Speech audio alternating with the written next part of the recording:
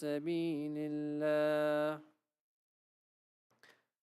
ويصدون عن سبيل الله ويبغونها عوجا أولئك في ضلال بعيد وما أرسلنا من رسول إلا بلسان قومه ليبين لهم ويضل الله من يشاء ويهدي من يشاء وهو العزيز الحكيم ولقد أرسلنا موسى بآياتنا أن أخرج قومك من الظلمات إلى النور وذكرهم بأيام الله إن في ذلك لآيات لكل صبار شكور وإذ قال موسى لقومه اذكروا نعمة الله عليكم إذ أنجاكم من آل فرعون يسومونكم سوء العذاب ويذبحون أبناءكم ويستحيون نساءكم وفي ذلكم بلاء من ربكم عظيم وإذ تأذن ربكم لئن شكرتم لأزيدنكم ولئن كفرتم إن عذابي لشديد وقال موسى إن تكفروا أنتم ومن في الأرض جميعا فإن الله لغني حميد ألم يأتكم نبأ الذين من قبلكم قوم نوح وعاد وثمود والذين من بعدهم لا يعلمهم إلا الله جاءتهم رسلهم بالبينات فردوا أيديهم في أفواههم وقالوا إنا كفرنا بما أرسلتم به وإنا لفي شك مما تدعوننا إليه مريب قالت رسلهم أفي الله شك فاطر السماوات والأرض يدعوكم ليغفر لكم من ذنوبكم ويؤخركم إلى أجل مسمى قالوا إن أنتم إلا بشر مثلنا تريدون أن تصدون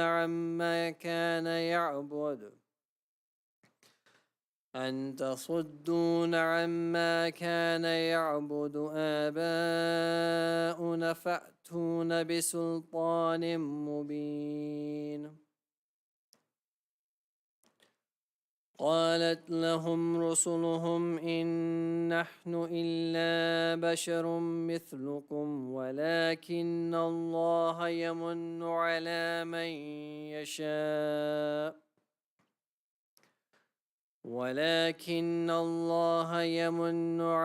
من يشاء من عباده وما كان لنا أن نأتيكم بسلطان إلا بإذن الله وعلى الله فليتوكل المؤمنون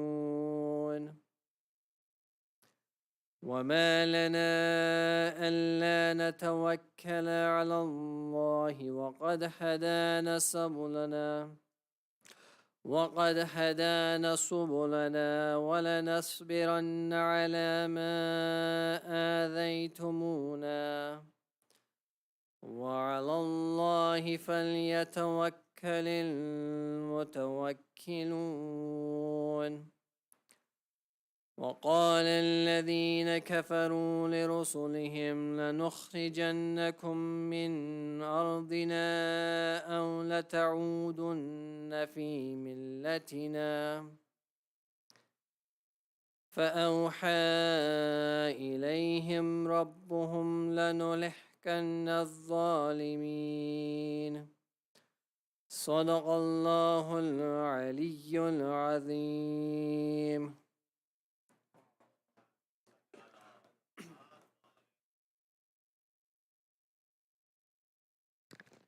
Jazakallah khair, brother Faisal. Inshallah, at this time, I'd like to request Sister Iman Batul for recitation of poetry with Allah salawat ala Muhammad wa ali Muhammad.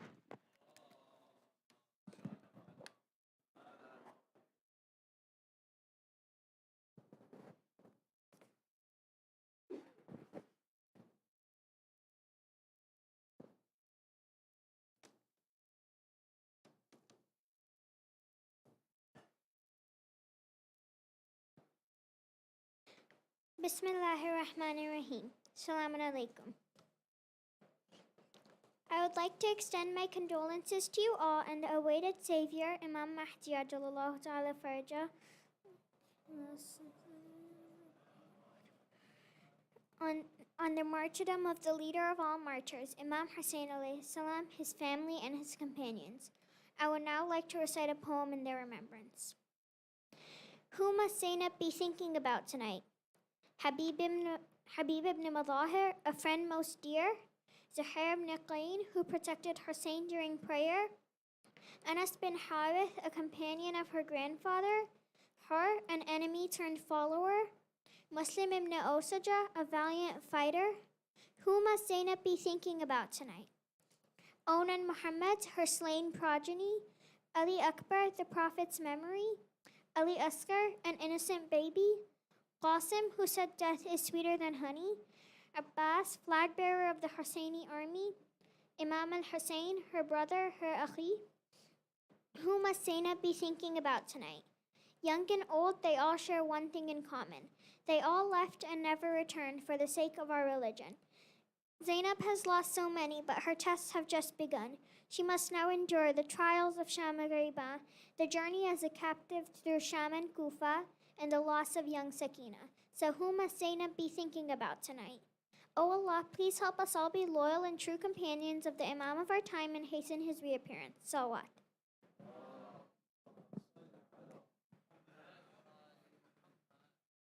Jazakallah khair, Sister Iman, for that wonderful reminder. Inshallah, one more Allah salawat for her, please.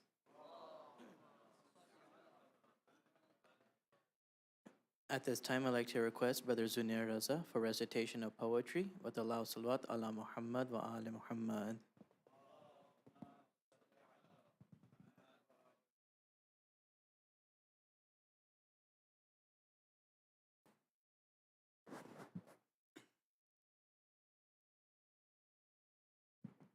بر محمد و آل محمد صلوات. اللهم صل على محمد و آل محمد وعجل فرجهم.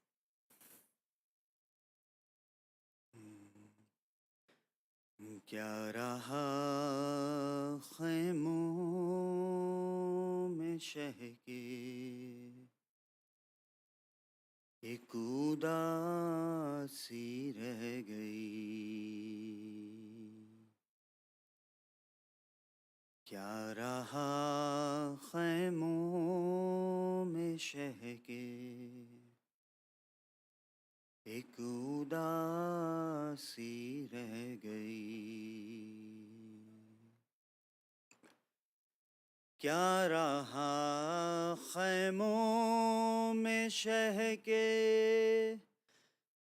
एक उदासी रह गई. کیا رہا خیموں میں شہ کے ایک اداسی رہ گئی، صرف رونے کو محمد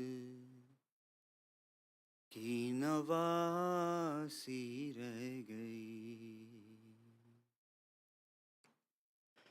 چھینتا تھا شمر چادر اور زینب بار بار، چھینتا تھا شمر چادر اور زینب بار بار، اپنی چادر کے محافظ کو بلاتی رہ گئی۔ خون دل عباس کا سب بہہ گیا رن میں، مگر خون دل عباس کا سب بہہ گیا رن میں، مگر دل میں بس ایک بات زینب کی ردا ہی رہ گئی۔ اے مسلمانوں تمہاری غیرتیں کیا ہو گئیں، اے مسلمانوں تمہاری غیرتیں کیا ہو گئیں، تم تماشائی تھے زینب منہ چھپاتی رہ گئی۔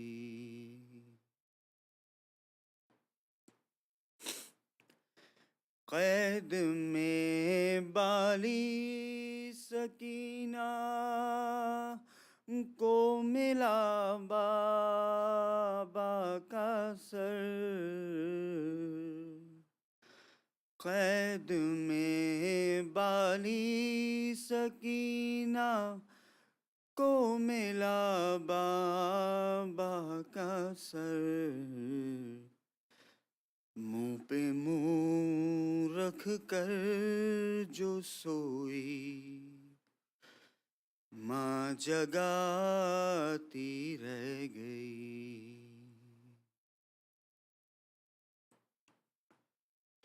مادر اصغر نہ بیٹھی سائے میں اصغر کے بعد، مادر اصغر نہ بیٹھی سائے میں اصغر کے بعد، سائے میں آئی تو زندہ لاش باقی رہ گئی۔ ہر تماچے پر سکینہ منہ پہ رکھ کر ننھے ہاتھ، ہر تماچے پر سکینہ منہ پہ رکھ کر ننھے ہاتھ، نیل رخ ساروں کے غازی کو دکھاتی رہ گئی۔ آ گئے ریحان و سرور سے لوٹ کر آ گئے ریحان و سرور، کربلا سے لوٹ کر آج تک خوشبو بدن میں کربلا کی رہ گئی۔ کیا رہا خیموں میں شہ کے، ایک اداسی رہ گئی۔ صرف رونے کو محمد کی نواسی رہ گئی۔ بر محمد و آل محمد صلوات۔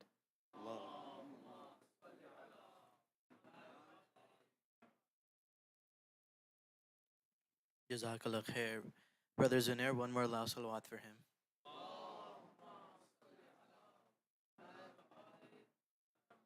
At this time, I'd like to request Brother Salman for recitation of poetry with the loud salawat ala Muhammad wa ali Muhammad.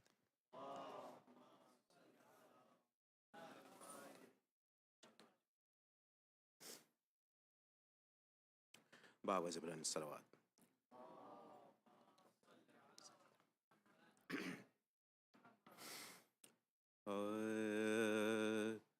یہ کون سی مستورہ ہے،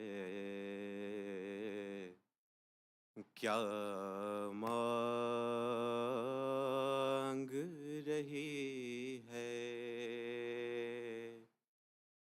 یہ کون سی مستورہ ہے، کیا مانگ رہی ہے، اسلام کی خدمت کا صلہ مانگ رہی ہے، اسلام کی خدمت کا صلہ مانگ رہی ہے، ہر صاحب غیرت سے ردا مانگ رہی ہے، ہر صاحب غیرت سے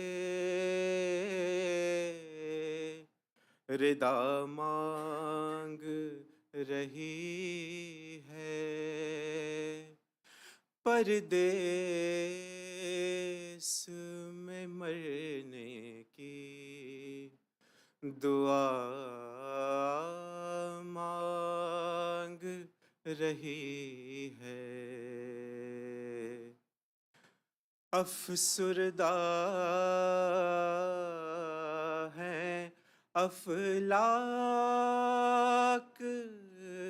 سیاہ پوش زمیں ہے،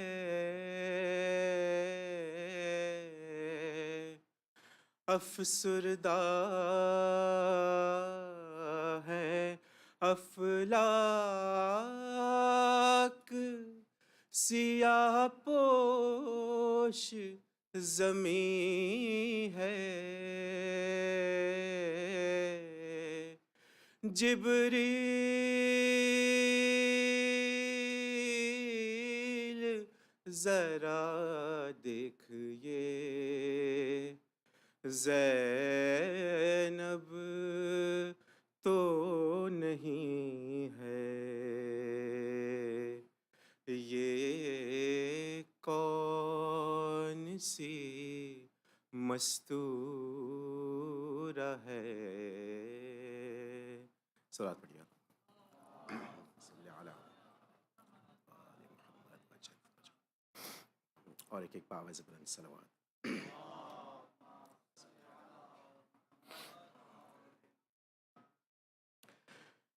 باد غازی کہ یہ ستم آل پر ڈھایا گیا.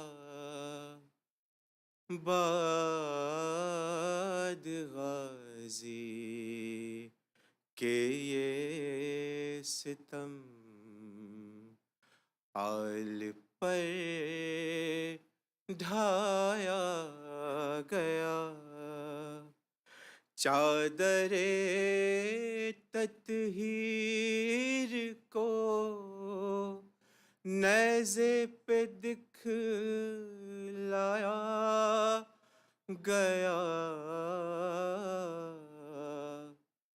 چادر تطہیر کو نیزے پہ دکھلایا گیا. باد غازی کہ یہ ستم قبر اصغر سے بھی چھوٹی ہے لحد عباس کی. قبر اصغر سے بھی چھوٹی ہے لحد عباس کی. اے خدا کیسے یہاں عباس دفنایا گیا. باد غازی کہ یہ ستم خشک لب اصغر کے روئی چوم کر میرا باب. خشک لب اصغر کے روئی چوم کر میرا باب. جب علم خیموں میں غازی کے بنا لایا گیا. باد غازی کہ یہ ستم جھک گئی شہ کی کمر میدان میں چنتے ہوئے. جھک گئی شہ کی کمر میدان میں چنتے ہوئے. اس قدر عباس کے لاشے کو بکھرایا گیا. باد غازی کہ یہ ستم سلسلہ تھا ایک تماچوں کا دیار شام تک. سلسلہ تھا ایک تماچوں کا دیار شام تک. बाद गाजी के सकीना पे जो दोहराया गया, बाद गाजी के ये सितम आल पर ढाया गया। चादरे तत्हीर को नेज़े पे दिखलाया गया, बाद गाजी के ये सितम। बाबा से बुलंद सलवात।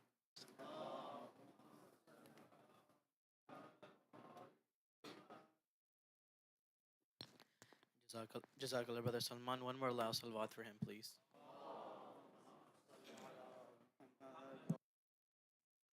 Respected Sheikh, elders, brothers, and sisters of faith, Assalamu alaikum.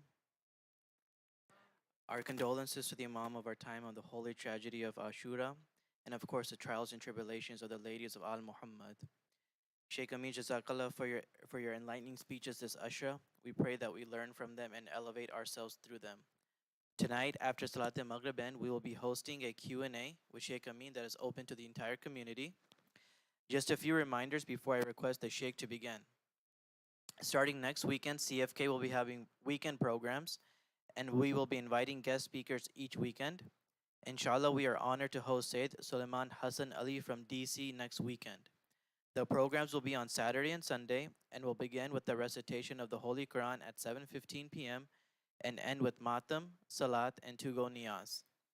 Just a few reminders before I ask the Sheikh to begin his speech. Jazakallah khair to all those who have donated in these days to the City of Knowledge. Alhamdulillah, we have reached 70% of our goal that we have set out to raise. Please remember, we don't do any active fundraising between programs. It is requested to all those who can, please help us reach our goal and donate as much as you can. Sponsorship slots are also available online and updated every day, at cfkdfw.org. We would also like to remind our mothers with young children to utilize the dedicated mother's room for their ease and to minimize disturbances in the main hall during the program. As always, event details are posted on our webpage and our WhatsApp group. On our website, you can sign up for our newsletter, find the QR code to join our WhatsApp group, and donate and sponsor in these holy nights. For opportunities to help behind the scenes, or if you have any questions, please speak to myself, Brother Zunair, or any of the volunteers. Before I request the Sheikh to begin his speech, I would like to request that we recite a Surah Fatiha for the marhumin of tonight's program sponsors. Let us also include our own marhumin and mu'minat, as well as those of the Muslim Ummah.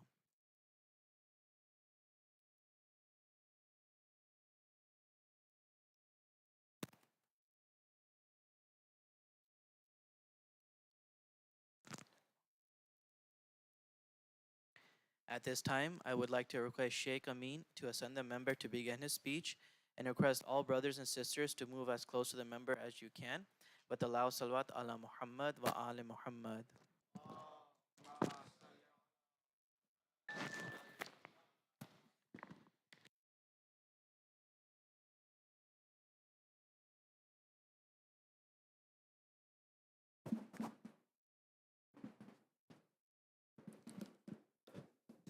Just bring it up a little bit.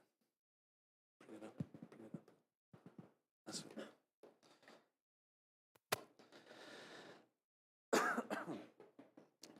أعوذ بالله من الشيطان الرجيم. بسم الله الرحمن الرحيم. الحمد لله رب العالمين، وصلى الله على سيدنا ونبينا أبي القاسم المصطفى محمد وآله الطاهرين. اللهم صل على محمد وآل محمد وعجل فرجهم. So I was thinking what to do tonight. I thought to myself it would be good for us to inshallah go over the 9 or 10 things that we spoke about these past few nights, just so that we know what we want to take away from what was mentioned. I think that some of the things that were discussed are important.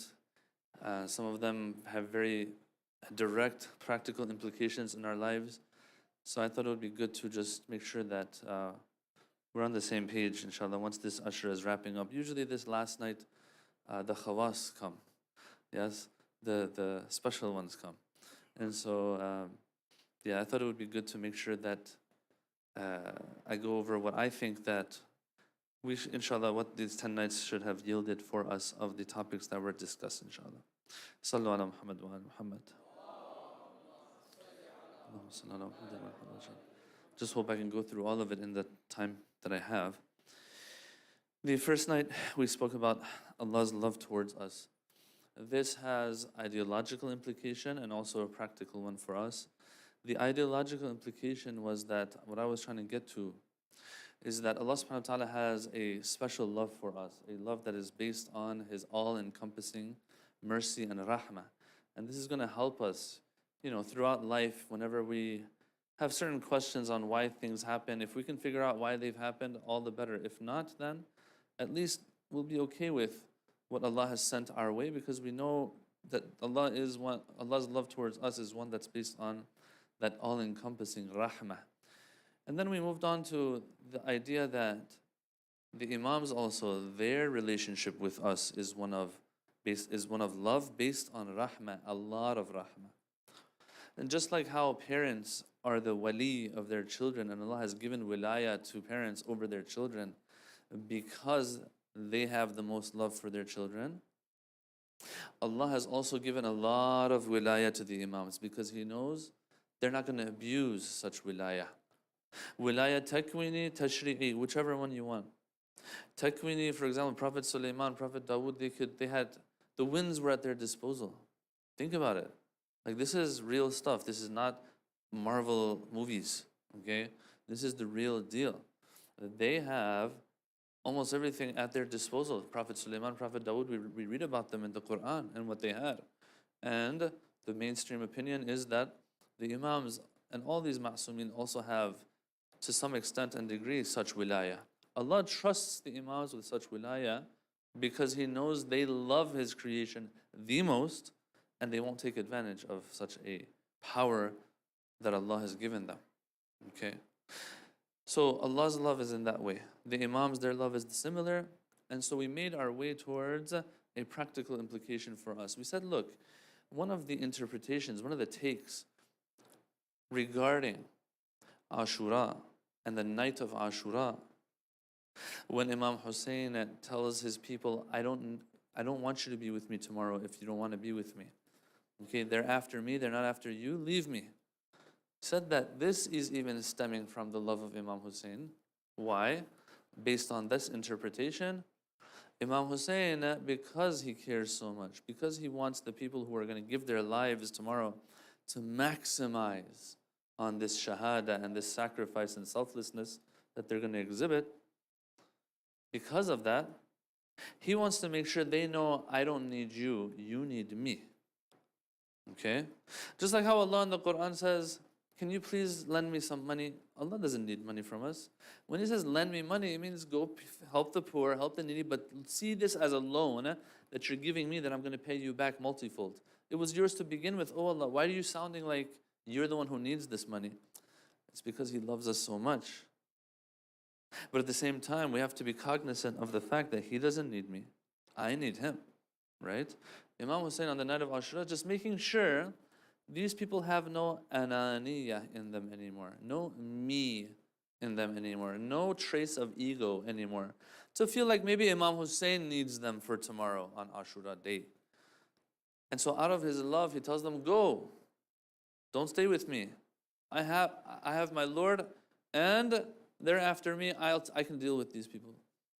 In other words, I love you so much, I want to make sure that tomorrow when you give your life, you had already killed the ego before your physical body is killed. And so for us, the practical implication of that is, inshallah, is going to be that one thing that I take away from this is, if I have loved the Imams so much, and of course they love me so much, that I, throughout life, if I want to be able to achieve ubudiyyah of Allah, I achieve it through going against that me and not having that ego. And the best way, of course, is one of those ways is the relationship we have with Imam Hussein and the tears we shed for Imam Hussein. I think it does a good job in getting rid of that me and thinking that I'm something special. We moved on to calamities versus worship and how calamities befall us in this life. It's part and parcel of this life. Yes, Allah brought us here because this is the only place where proper ubudiyyah can be exhibited by us. In no other realm of existence can ubudiyyah be exhibited. That's why we're here. But if we're here, being here equals hardship comes with it. You get hungry here, you get thirsty here, you get sick here, you lose stuff here, you lose friends, loved ones, everything happens here. So we have to understand that these come together. Now, there are two ways to get close to Allah. One through our worship, one through the calamities that befall us and us showing patience in face of those hardships and calamities. But we said there's two differences between calamities and worship that give calamities the upper hand in us gaining proximity to Allah. This is the part we have to remember. So here, what I want us to take away from this one is that we are looking at these calamities in a different way. What are those two differences? Number one, calamities, unlike worship, they will come, since they're coming from Allah subhanahu wa ta'ala, they are in a complete form when they're coming from Allah. When we do worship, what happens? Our worship might be deficient to an extent, right? Because we're sending something up to Allah. It's coming from me, it's originating from me. I'm deficient, the worship is probably going to be deficient too. But when the calamity comes from above, since it's coming from above, it has the potential to take me up again. It's just that I have to embrace it. Yeah? Number one, that's one difference. It's a major difference between worship and calamity. Another major difference is that when I do worship, because it's originating from me, there's a me in the equation again. And sometimes that vulnerability will show itself where I feel like I'm special. Yeah? This is worship from me. Oh, look at me. I did this, I did that. And so this is going to be also a problem. Sometimes, whether we like it or not, worship might feed the ego. Calamity doesn't have this. When calamity befalls us, all we remember is how weak and just useless we are. When we get sick and we're moaning, that moaning and groaning is just reminding us that, hey, ain't nothing special here. So those are two differences between calamity and worship. Once again, in line with the first topic, that this me is the big issue. And we have a lifetime, inshallah, to suppress it and to let it know that this me is not that important. Shaitan failed that test. Let us not fail that test. But then there was a difference between the calamities of the chosen ones of Allah and the calamities of normal people like myself. For me, it elevates me when I'm patient in the face of the calamities. But the calamities of awliyaullah, like Prophet Yusuf, or like Imam Hussein alayhi salam, is that Allah elevates a whole ummah as a result of the sacrifice that one person makes. Yeah, it's not going to do all the work for me, but it's going to do some work for me at least. And we had hadiths that Prophet Yusuf, Allah did that.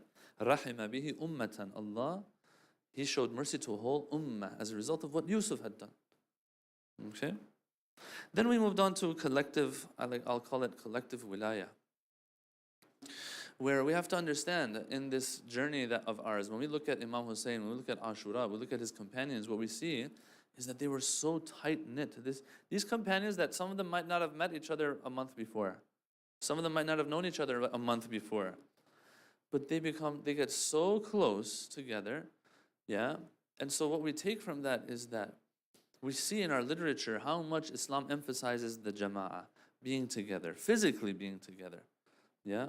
And all the good things and wonders and barakat that are a result of this coming together. But what is that string that brings all these tasbihs or beads of the tasbih together?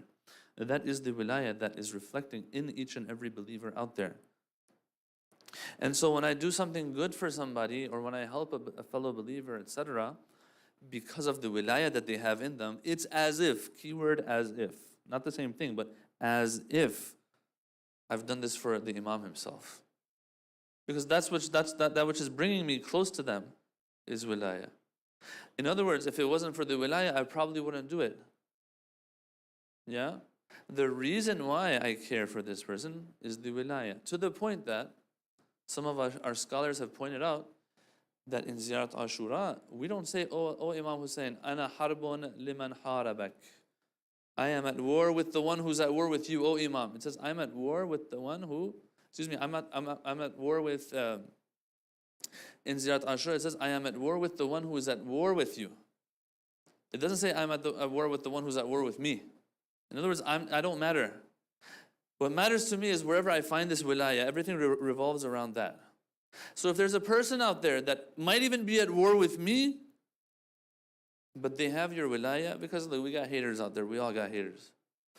If there's someone out there who's at war with me, my mentality is going to be, okay, this is a situation I have to handle, but I'm not at war with that person because they have your wilayah, O Imam, at the end of the day. Okay? They pointed this out in Zyarat Ashura. Or in Zyarat, Ana waliyun liman walakum. I am a wali and have wilayah of the one who has your wilayah. That means there's another wilayah out there between the believers. All right, so everything that brings us together is this wilayah. So that was something we took from night number 3. Then we moved on to night number 4, where wilayah, if that's what brings us together, then it should definitely be something that I have between me and my imam. And I said that I'm breaking some of my rules talking about this topic because I feel like in Dallas, at least, what I've seen, mashallah, we have a lot of wilayah. Okay? The brothers and sisters, yeah, we have brothers and sisters, they are in love with their imams already. It doesn't seem like we might be struggling in that arena. But based on what I hear here and there, and what some youth tell me, and they say, can you speak about wilayah more? It's so important. I'm like, well, don't the youth already love that stuff? That's what I'm seeing around here at least. Like, no. Elsewhere, it's a little different. You guys are blessed in your community. Okay? And so that's where we spoke about this imamah and how important it is. What did I say there? Of course, obviously, it's a very pivotal tenet of our faith. What we said was that religiosity, this is important now, without imamah is like a ship without a compass. Okay? However, more technologically advanced a ship is, without a compass though, where's it going to end up? No man's land. Way out there. Sometimes you have a slow little canoe or something, a little boat that you're in. All right, it's going to take you a long time to like get really lost. Sometimes you have something that moves very fast, okay? A very strong, fast vessel, but without a compass, before you know it, it's way out there lost, okay? This comparison was used for the Khawarij. These were people who had very nice vessel. What was their vessel? The Salat, the Quran they had, the Sajdas they had, lots of religiosity. It was a nice looking vessel they had. But because there was no compass, they were strengthening their soul with these acts and rituals and deeds. Yet what did they do? They would cut open the stomach of a pregnant woman because she was Shia or lover of Imam Ali, and they would kill the fetus in front of her as she was dying. You have to be strong. Your soul has to be strong to be able to pull something like that off. Okay? So they had strengthened their souls, but because there's no compass, this wilayah is not there. This is going to be used for the worst of things. You see the exact same thing in ISIS. The things that they do are things that you can't even mention, you know? Why are they able to do what they? Because they have this religiosity. There's no compass to it. So anyway, that's what I want the brothers and sisters to take away from imamah. There's a lot to discuss about imamah, of course, but I would like you to remember it as a compass. And then I made a couple disclaimers that we can't fall on the other side of the extreme now. Sometimes you have the vessel, but you don't have the compass, you get lost. Some people think this means that, okay, I just need the compass, but no vessel. No, Habibi. If you have a compass but no vessel, then they put you in the water, you're just going to drown right there. Okay? So no, we need both. And the imams were upset at some of their Shia who believed that since I have imamah and wilayah, I'm set. The imam said, no. The Imam would say that if you have wilaya and imamah, go do whatever you want of good deeds because they'll be accepted now. Don't do whatever you want because you think you're gonna get forgiveness for everything that you do just because you have our wilaya. Imam Sadiq said this. Imam al-Baqir talks about this in Usul al-Kafi. There's so many hadiths. You could tell it was something not just for today, something even back then that people were struggling with, unfortunately. Then we moved on to the perspective that we need to have when it comes to hardship. Okay? That the only way we can grow is through some tension, some friction, some hardship. Diamonds are made, they say, under a lot of heat and pressure. You can't have diamonds just growing on trees. Okay? So these hardships are going to be there. But the good news is that these hardships and restrictions, they have an expiration date. And so we need to take our focus on the akhirah a little bit more. A person who focuses just on here is going to give in to a lot of the isms that are out there, all these problematic ideologies that don't add up with our literature, Islamic literature, and what even not even non-Muslims are struggling with today. Not even the Christians are against what's going on, and all the crazy stuff that's being taught out there. Okay, a person who puts their focus only on dunya, they give in to these isms and they give in to the calamities and hardships to the point where they question everything now. But if we understand that, no, this is building my akhirah, then if I have the right perspective and I understand that there's an expiration date, max, I'm going to leave this dunya. That's the last expiration date. Lots of times these hardships have an expiration date before death. But worst case scenario, these hardships are going to dissipate when? When the expiration date of death comes. Worst case scenario. But if a person only looks at this life as the only life that we have, then yeah, I don't blame them for not willing to put up with anything. Now, we said that this is regarding the hardships of life, but then we move a step further. The hadiths told us that there's another patience that's even more important than this one, and that is the patience that we have to have towards the takalif, the wajib and harams, the do's and don'ts of Allah. That requires patience, and that patience is worth more than calamity. When you're in a calamity, you can't do anything anyway, right? You lose a loved one, whether you question God, whether you don't question God, whether you're patient, whether you're not, that person ain't coming back. But with the do's and don'ts of Allah, it's all your choice. You can get up right now and pray. You can not get up and pray. It's all up to you. So the sabr there, it says, ahsanu, is better, is worth more, is more valuable. And then we said once a person, inshallah, passes a lot of these tests, they reach a point where these taklifs, they're not seen as taklif anymore. They are seen as tashrif. That a person feels honored that, oh, wow, Allah has given me the opportunity to do something for him? Wow. And of course, since, for some of us, Imam Hussein is a little more important than God, I gave the example of Imam Hussein. Or think about it. Imam Hussein tells you and I, hey, can you bring me a cup of water? And then before I can get up and bring that cup of water, someone else tells Imam Hussein, no, don't worry, you don't need to tell them. It's going to be too much of a burden for them. I'm like, are you kidding me? It's my honor to bring something for Imam Hussein. What if Imam Hussein says, I want you for the next 3 months to bring me something? You'd be like, for sure. What if he says, for the rest of your life, I want you to bring me something? Well, no problem. I am at your service. Labbaika ya Hussein. Well, the same thing, just say, Labbaika ya Allah. That's what Imam Hussein did. Imam Hussein's movement was a big Labbaika ya Allah. And so these things are seen as honor. It's my honor. Yeah, but it has to reach that point, brothers and sisters. From day one, we're not going to see it as tashrif. We'll see it as taklif. Taklif means burden. Literally, it means burden. Kulfa means burden. So we see it as a burden. Yeah? But if we just change the equation a little bit, put one of the imams instead of God, all of a sudden we say, no, it's my honor to do this. Think about it. A person who doesn't pray, or might struggle with another one of the wajibat or whatever, if Imam Hussein tells him, hey, can you pray today for me? Like, of course, I'll do that.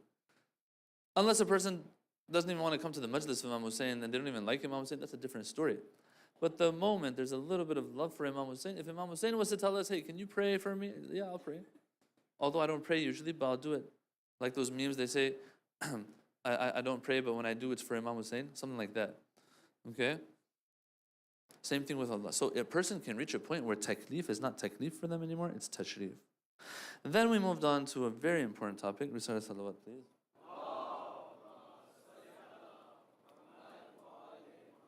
And that was the topic of parents. And it made me happy. Some of the some of the community members, more than one, they actually spoke to me about this and how it had an effect. Now, the young ones don't speak to me, I'm not cool anymore. I was, but I'm not anymore. But the older ones were telling me, when you were talking about that, one of the brothers was telling me this. He said, I wasn't thinking about whether my kids are going to show me respect or not. I was like, let me make the most of whatever I have left of my parents. Yeah? So that was very beautiful. That was a beautiful line. Inshallah, we can have this brother lecture for us in upcoming programs. He knows who he is. But it was a very nice point that was pointed out. That I thought they're probably, and I kept repeating this line in my lecture. I said, parents, don't take advantage of the kids now that I'm talking about parents. But the brother says to me, I wasn't worried about taking advantage of my kids. I was like, whoa, let me rethink my relationship, or let me see what I can do of whatever time we have left with whoever their parents of their parents are still alive. That's what I like to hear. So the point was in all of that brothers and sisters, parents are a separate category. They're not a normal person. Okay? You have the prophets and the imams, the ma'sumin. Even amongst the imams, you have the ashabul kisa, for example. They're a category, different categories. You have the believers. You have blood relatives. They have their own category, so they have their own rules. You have a category called parents, whether you like it or not. I've never seen my dad in my life. You still have responsibility towards them. My mom wasn't there for me. I don't care. Did she give birth to you biologically? Yeah. But she didn't go through any pain because they numbed her up. Doesn't matter. That's a category. Because it's a category, we have no choice but to live up to the expectations Islam has, and man doesn't have expectations. Like, this is one of the hardest tests of Allah. And we talked in detail about this. I don't want to go back. The verses of the Quran that we have, the hadiths that we have. And there's a real relationship between what happens to us in this life and how we deal with our parents. There's a real relationship, the cause and effect relationship. So inshallah, we keep that in mind. We spoke about the importance of halal livelihood, and on the day of Ashura, people were just not willing to listen to Imam Hussein. And the Imam said, you filled your bellies with haram. I said that haram here doesn't necessarily mean that they were eating pork and drinking wine, eating haram stuff. No, they sometimes were living off of a haram livelihood. What makes a livelihood haram? What makes an income haram? We discussed in detail. Sometimes it involves a haram thing. Sometimes it doesn't even involve a haram thing. It involves rice. But where'd you get the money that you bought that rice from? We talked about all the different examples and the careers that we have to be careful about. Yeah? We have to navigate things in this world that we're in right now. And so if I want to make sure that later on I have a halal income, I have to make sure from now, as a young person, okay, that I don't get lazy. I have somewhat of a plan for my future. Or else, if I grow older, then I'm going to be in trouble because I haven't figured my life out. And then there's no time for you to gain any skills or become important so that there's demand for you, so you call the shots for yourself. Others will call shots for you. Before you know it, you're the one who's delivering pork and wine to people's doors. We don't want that. These are serious things. These are things that have a real effect on us as well. We moved on to the beauties of Ashura. Just one of those beauties I'll mention, which was the main focus, and that was the rida and satisfaction that we get, that we see. Ashura has inner beauties, it has outer beauties. The inner beauties are the main thing. And out of those inner beauties, whether it was chivalry, whether it was ghayra, whether it was loyalty, haya, ghayra, all these things, the main one was rida and taslim and submission to the will of Allah. We talked about patience in the face of hardship. That's one thing. But to be satisfied with what Allah wants is something else. It doesn't happen overnight. Something to work towards. If I continue to be after the satisfaction of Allah with my wajib and haram every day, inshallah, I reach a point where, yes, Allah's satisfaction is everything for me, even in the things that might happen that are bitter for me, that are not so very pleasant for me. We see this in Imam Hussein alayhi salam, yeah? That the Imam in the final moments, that's what he's saying. I'm okay, oh Allah. He's just repeating this just to make sure we leave in the right way. Ridan bi qada'ik, tasliman li amrik. How many times do we hear this from Imam Hussein? And finally, 2 nights ago, we talked about death. That is also something that we find in Ashura. Death. The Imam keeps mentioning death, but man, my favorite line is the one that I told you all. What was it? كأن الدنيا لم تكن وكأن الآخرة لم تزل والسلام. It's as if the dunya never existed. That's how insignificant this life is. And here I am, clinging to a 100-year life, 60 years of which are trash. Okay? The other 40 are like the good part. So in reality, I'm sticking to 30, 40 years. Even the first 10, 15 aren't too cool. Yeah? Can't do what you want to do. You're broke usually. Things like that. So here we are really sticking to 20 years and thinking this is our eternity. No, Imam Hussein says it's as if the dunya never existed. And it's as if the akhirah always has been there. So Imam Hussein, as he walks on this earth, he's as if walking in akhirah. He's not even walking in dunya, as if. Yeah. So the Imam keeps repeating this in his sermons, in his sayings, on the way to Karbala. He keeps mentioning death, and that's why we have that hadith that says, look, the smartest of people is the one who remembers death the most. And I explain why that's the case. Just like how the smartest person in the dunya is a person who, in their teens even, is planning for their financial future. We see this person is very smart. Well, excuse me, the akhirah is also part of our future, and it's the biggest part of our future. Are we planning for that or not? Well, the Prophet says the only way you can really remember that is to keep reminding yourself that, hey, there's a death. Don't just confine your vision to this dunya. There's a whole eternity before you. So be careful about that part. The more you remember that, the more, yes, smart you are in my eyes. To the point that because akhirah is so important, because heaven is so important for us, all of that importance rubs off on death itself, because death is the only way to get to akhirah. And so I'm not going to be fleeing from death anymore. I'll just be ready for it, inshallah, whenever it's coming to me. This is the message of Ashura, brothers and sisters. These were some of the takeaways that we had on these nights, inshallah. I thank all of you once again for bearing and tolerating for these nights. And I also thank all the organizers. I thank the center. It was wonderful. And so if I can get one last salawat, please.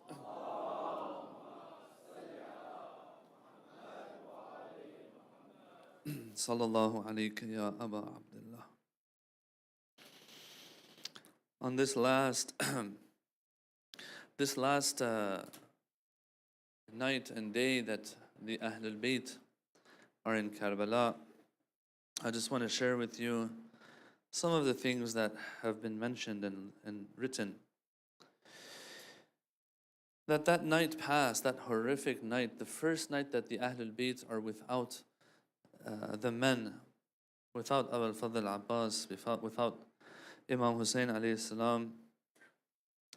The next day comes, it says that they dragged all the bodies out of the tent that Imam Hussein had made, where he would put these bodies. He would place them respectfully, one next to the other.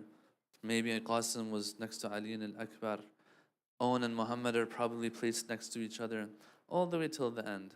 The only one who was not in this tent was, or one of the only ones that wasn't in this tent, was Hazrat Abbas, that he left behind. And so they dragged all the bodies out of the tent, it says, and beheaded the rest of these bodies. And they sent the heads to Kufa. Why? Because these heads are going to be the reason why you're given prizes and money from the Khalifa. I'm guessing, brothers and sisters, that some of these heads were easier to cut off. Like the head of Qasim must have been easy. Little frail neck, not too hard. Owen and Muhammad, not too hard. We'll get money for it though. Other ones must have been harder. And so they began to bury their dead, but they did not bury the dead of the shuhada of Abu Abdullah al-Hussein. They left them under the scorching hot sun on those hot sands. What do you think, that these bodies, they're going to be left under the sun to rot? Do you think you're going to leave them out there so the animals of the desert go and devour these bodies? No, if you leave these bodies out for eternity, they will stay fresh. So they tied up the women and the children like the prisoners of the kuffar. Now look, they've been through so much, and now they have these ropes around their hands and necks, according to some accounts, and it is now time to leave Karbala. And they say Lady Zainab helps everyone to mount their camels. These camels were bare-backed. When you sit on a bare-backed camel, not on a carriage, not on a saddle, brothers and sisters, it's painful. They've been through so much, you would at least think that it's now time for them to rest a little bit. But Lady Zainab has to take them and mount them on the backs of these bare camels. And the time now comes for Lady Zainab to mount, but there's no one to help Lady Zainab. Just 10 days ago, when she was dismounting her camel, they say Abbas came, Ali al-Akbar came, others came around her, Banu Hashim, no one can see her. She places her foot on the knee of Abbas, on the knee of Ali al-Akbar. She slowly comes down, but now she's the only one left to mount the camel. She has no one else to help her. And the non-Mahrams are watching, maybe smiling, that, oh, where's your Abbas now that you thought was going to always be there for you? You see how we killed your Abbas? And so they took the prisoners by the bodies of the shuhada as they are leaving Karbala.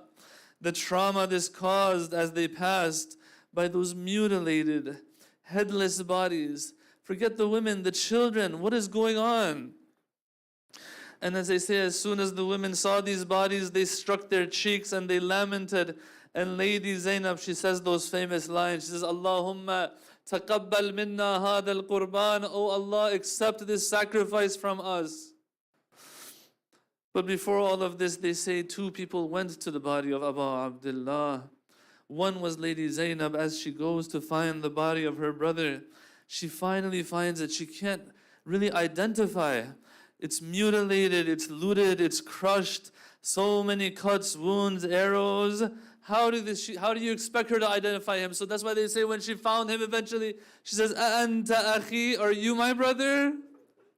Speak to me and let me know, is it you? Allahumma taqabbal minna hadha al-qurban. Another one they say that goes to see her father is the older daughter of Abu Abdullah. She says, I found my father, I threw myself on his body, and I could hear him reciting these lines, Shi'ati mahma sharibtum ma'a adbin fadhkuruni. Oh my Shia, whenever you drink water, make sure to remember me. أو سمعتم بغريب أو شهيد فاندبوني. Anytime you hear someone speak of shuhada, then lament me and mourn me. Out of all the musibah that he went through, this next line puts its finger on the hard one. It says, ليتكم في يوم عاشوراء جميعا تنظروني. I wish you were all there to see and watch me. Watch me do what? كيف أستسقي لطفلي فأبوا أن يرحموني. How I was asking for water for my little Ali al-Asghar. Look at his beautiful skin. Look at his beautiful hair under the sun. Isn't he so cute? فأبوا أن يرحموني. They decided not to show mercy to me. She says, I heard my father say these lines, but let's talk about the head of Abu Abdullah. It says, then Umar ibn Sa'd dispatched the head of Imam Hussein with Khawli ibn Yazid Asbahi on the same day of the 10th of Muharram. He sent it to Kufa before the other heads. And so it says that this monster, he came to the palace of Kufa with the head. He noticed that the doors are closed. It was nighttime. So he takes this head home. His wife says, then he entered the room and relaxed upon the bed. I asked him, what news have you brought? He replied, I have brought abundant wealth for you. This is the head of Hussein, which lies in the courtyard of your house. I said, woe be to you. People bring gold and silver. You've brought the head of the grandson of Rasulullah. She says, I left and I went to the courtyard to the head of Abu Abdullah. I sat there looking at the blessed head. By Allah, I saw a pillar of light extending like a sheet from the courtyard to the heavens. while white birds were circulating around it. When dawn arrived, he took the head to the court of Yazid, or to the court of Ubaidullah, and they start speaking to him. Fill my stirrup with gold and silver, for I have killed the king whose door was guarded, and the one who recited the prayers facing the two qiblas. We have killed the one who was the best with regard to father and mother. The head of Abu Abdullah now in the presence of Ubaidullah bin Ziyad. They say he took that stick and he began to poke the lips of Abu Abdullah, teasing the face of Abu Abdullah, poking at where the Prophet used to kiss, where the Prophet used to stroke, where Fatima Zahra used to kiss. Sallallahu alaykum. يا أهل بيت النبوة وموضع الرسالة ألا لعنة الله على القوم الظالمين وسيعلم الذين ظلموا أي منقلب ينقلبون. ماتم حسين يا حسين يا حسين يا حسين يا حسين Hussein.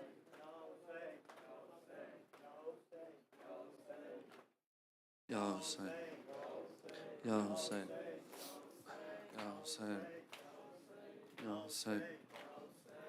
Ya Hussein. Ya Hussein. Ya Hussein. Ya Hussein. Ya Hussein.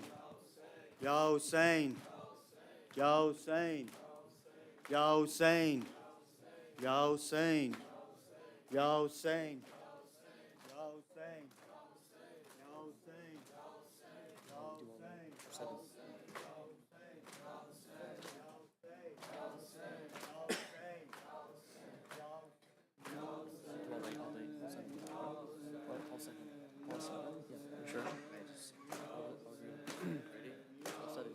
میرے غازی کہاں ہو، میرے غازی کہاں ہو، تیری جاگیر سے چل پڑا قافلہ، میرے غازی کہاں ہو، تیری جاگیر سے چل پڑا قافلہ، میرے غازی کہاں ہو، تیری جاگیر سے چل پڑا قافلہ، میرے غازی کہاں ہو، تیری جاگیر سے چل پڑا قافلہ، میرے غازی کہاں ہو، تجھ کو دیکھ بنا چین آتا نہیں، نوک نیزہ پہ سر تیرا ملتا نہیں، میں زیارت کروں کس طرح یہ بتا، میرے غازی کہاں ہو، تیری جاگیر سے چل پڑا قافلہ، میرے غازی کہاں ہو، تیری جاگیر سے چل پڑا قافلہ، میرے غازی کہاں ہو، لاج رکھ لو بہن کی برادر میرے، خاک مقتل میرے سر کا پردہ بنے، حکم دے دو ذرا منتظر ہے ہوا، میرے غازی کہاں ہو، تیری جاگیر سے چل پڑا قافلہ، میرے غازی کہاں ہو، تیری جاگیر سے چل پڑا قافلہ، میرے غازی کہاں ہو، تیرے بازو مجھے راستے میں ملے، میں نے چادر سمجھ کر وہ سر پر رکھے، بازوؤں سے تیرا پوچھتی ہوں پتا میرے غازی کہاں ہو تیری جاگیر سے چل پڑا قافلہ میرے غازی تیری جاگیر سے چل پڑا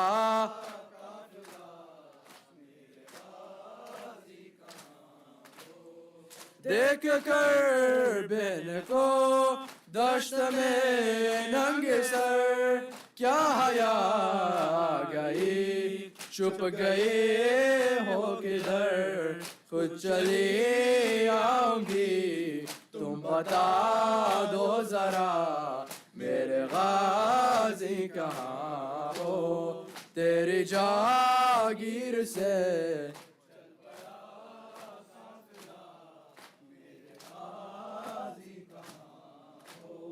تیری جاگیر سے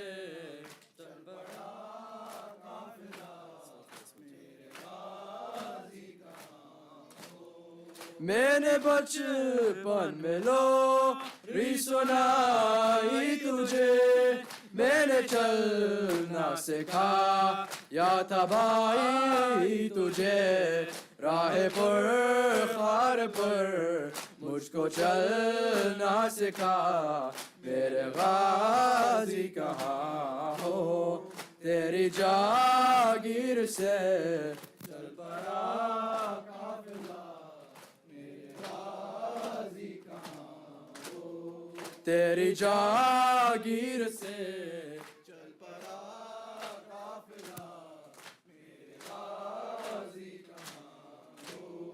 وہ تیری لاڈلی وہ سکینہ تیری چلتے ناقے سے جب خاک پر گر گئی دیکھتی رہ گئی وہ سوئے القمہ میرے غازی کہاں ہو تیری جاگیر سے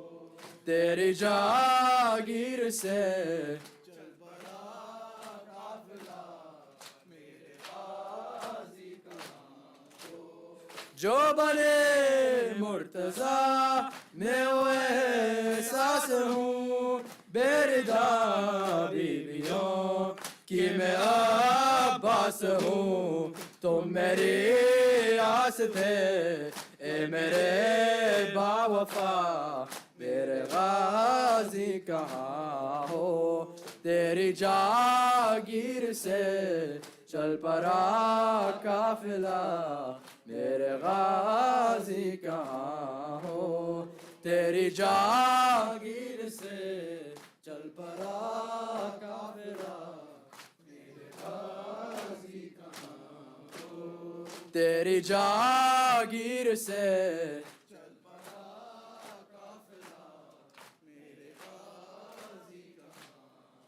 یا حسین یا حسین یا حسین یا حسین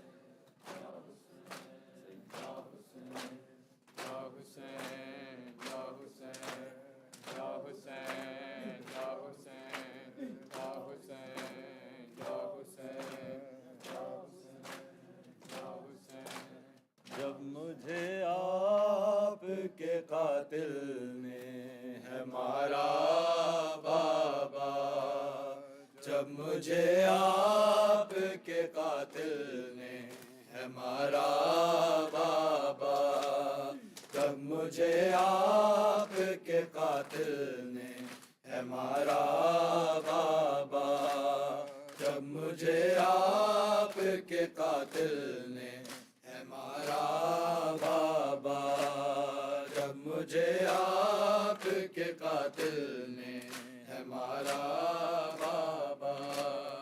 ہر تماچے پہ سکینہ نے، ہر تماچے پہ سکینہ نے پکارا بابا، جب مجھے آپ کے قاتل نے ہے مارا بابا، جب مجھے آپ کے قاتل نے ہے مارا بابا، جب مجھے آپ کے قاتل نے ہے مارا بابا، ہر تماچے پہ سکینہ نے، ہر تماچے پہ سکینہ نے پکارا بابا، جب مجھے آپ کے قاتل نے ہے مارا بابا، جب مجھے آپ کے قاتل نے ہے مارا بابا، جب مجھے آپ کے قاتل نے ہے مارا بابا، مجھے بالوں سے پکڑ کر ہے تماچے مارے، مجھے بالوں سے پکڑ کر ہے تماچے مارے، میں نے سر شیم سے مانگا جو تمہارا بابا، جب مجھے آپ کے قاتل نے ہے مارا بابا، جب مجھے آپ کے قاتل نے ہے مارا بابا، جب مجھے آپ کے قاتل نے ہے مارا بابا، جب مجھے آپ کے قاتل نے ہے مارا بابا، وہ جو در آپ نے تحفے میں مجھے بخشے تھے، وہ جو در آپ نے تحفے میں مجھے بخشے تھے، اس کو بے دردی سے ظالم نے اتارا بابا، جب مجھے آپ کے قاتل نے ہے مارا بابا، جب مجھے آپ کے قاتل نے ہے مارا بابا، جب مجھے آپ کے قاتل نے ہے مارا بابا، جب مجھے آپ کے قاتل نے ہے مارا بابا، آپ کے سینے پہ آرام سے سونے والی، آپ کے سینے پہ آرام سے سونے والی، سو کے اب خاک پہ کرتی ہے گزارا بابا، جب مجھے آپ کے قاتل نے ہے مارا بابا، جب مجھے آپ کے قاتل نے ہے مارا بابا، جب مجھے آپ کے قاتل نے ہے مارا بابا، جب مجھے آپ کے قاتل نے ہے مارا بابا، ساتھ رواروں کے دوڑایا گیا ہے مجھ کو، ساتھ رواروں کے دوڑایا گیا ہے مجھ کو، چور زخموں سے بدن میرا ہے سارا بابا، جب مجھے آپ کے قاتل نے ہے مارا بابا، جب مجھے آپ کے قاتل نے ہے مارا بابا، جب مجھے آپ کے قاتل نے ہے مارا بابا، جب مجھے آپ کے قاتل نے ہے مارا بابا، نوکے نیزہ پہ اسے دیکھوں تو دیکھوں کیسے، نوکے نیزہ پہ اسے دیکھوں تو دیکھوں کیسے، میرا اصغر تھا مجھے جہاں سے بھی پیارا بابا، جب مجھے آپ کے قاتل نے ہے مارا بابا، جب مجھے آپ کے قاتل نے ہے مارا بابا، محمد صلوات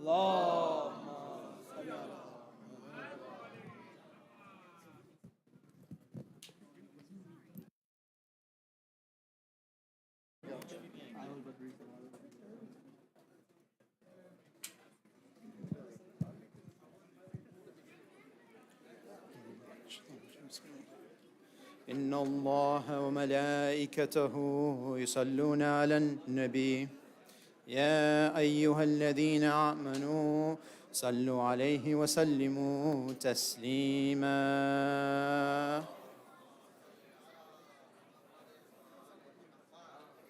الله أكبر الله أكبر الله أكبر الله أكبر. أشهد أن لا إله إلا الله أشهد أن لا إله إلا الله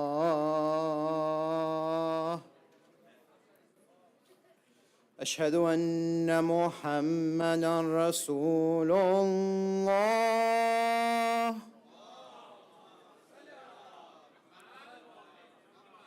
أشهد أن محمدًا رسول الله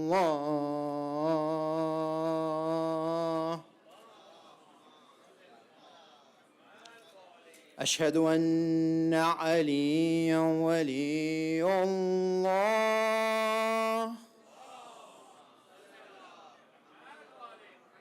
أشهد أن عليًا حجة الله